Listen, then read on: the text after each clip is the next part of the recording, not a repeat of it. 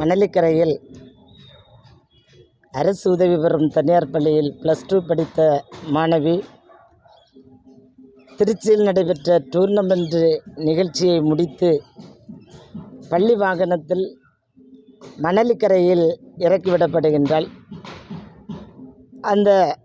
அங்கு நின்ற ஒரு இளைஞன் அவளை வீட்டிற்கு கொண்டு செல்வதாக வாகனத்தில் ஏற்றி அந்த பெண்ணை பாலியல் வன்முறைக்கு உட்படுத்துகிறான்.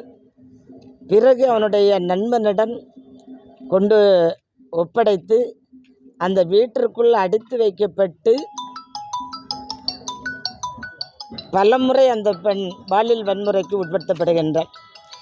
அலறுகின்ற பொழுது அவளுடைய வாயிலை துணிகள் அப்பி வைத்து கூல்ட்ரிங்க்ஸ் வழங்கி அந்த பெண்ணை ஞாபகம் இல்லாமல் ஆக்கி யார் யார் அந்த பகுதியில் வந்தார்கள், என்ன நடந்தது என்று சொல்ல முடியாத அளவுக்கு அந்த மாணவியுடைய பெண்ணுறுப்பு சீரழிக்கப்பட்டிருக்கின்றது.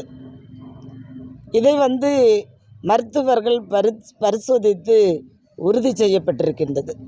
ஆனால் அனைத்து மகளிர் காவல் நிலையத்தில் முதலில் அழைத்து சென்ற ரிதீஷ்குமாரையும் வீட்டிற்குள் அடைத்து வைத்து பாலியல் வன்முறை செய்த அந்த பைசல் கானையும் காவல் நிலையத்தில் அடைத்து வைத்து முதல் பிரதியாக வரவேண்டிய ரிதீஷ்குமாரை விடுவித்திருக்கின்றார். இரண்டாவது பிரதியை அங்கே ரிமைண்ட் செய்யப்பட்டிருக்கின்றது. இந்த போக்சோ வழக்கில் இந்த மாணவிக்கு முதலாக பாலியல் வன்முறையில் ஈடுபடுத்தி இருக்கக்கூடிய குற்றவாளிகளை தப்ப வைத்தது என்பது காவல்துறையின் மீது மிகப்பெரிய சந்தேகத்தை ஏற்படுத்தி இருக்கின்றது. அண்மையில் சென்னையில் அண்ணா பல்கலைக்கழகத்தில் ஒரு மாணவிக்கு ஏற்பட்ட அந்த கூட்டு பலாத்கார நிகழ்ச்சியை தொடர்ந்து இதுவும் ஒரு கூட்டு பலாத்கார சம்பவம். அது மட்டுமில்லாமல் அந்த சம்பவத்திற்கு பின்னால் பார்க்கின்ற பொழுது ஒரு செயினை போன்று குற்றவாளிகள் அதில் இருக்கின்றார்கள் என்ற சந்தேகம் எங்களுக்கு ஏற்படுகின்றது. அது பைசல் கானாக இருந்தாலும் சரி அல்லது ரிதீஷ்குமாராக இருந்தாலும் கஞ்சா பொருட்களை கடத்தல், விற்பனை, வெளிநாடுகளில் உள்ள விலை கூடிய மதுபானங்கள் விற்பது, வாங்குவது உட்பட போன்ற சம்பவங்களில் ஈடுபட்டவர்களாக தெரிகின்றது.